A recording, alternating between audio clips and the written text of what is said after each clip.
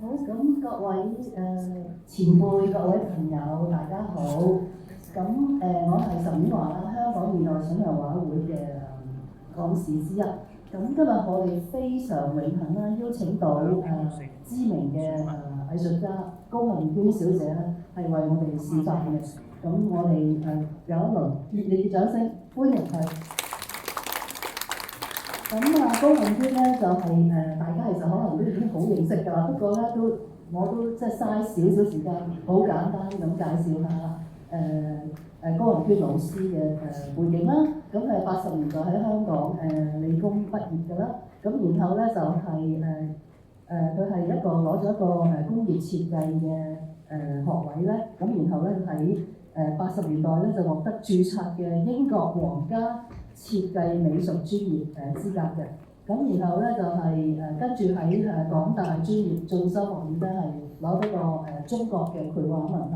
咁之後咧又喺2013年咧獲得澳洲墨爾本皇家學院咧同埋香港藝術學院嘅藝術碩士學位嘅。咁佢咧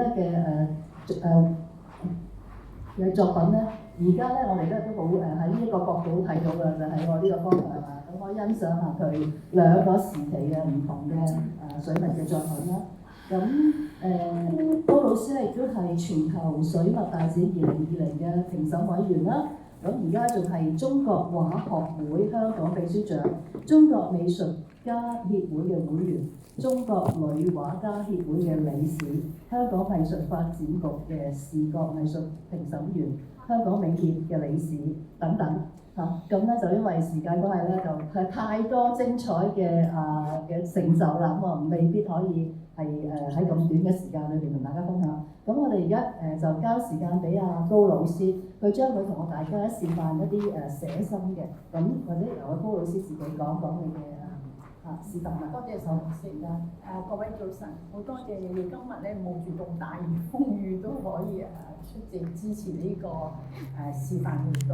咁亦都好多謝楊會長特別安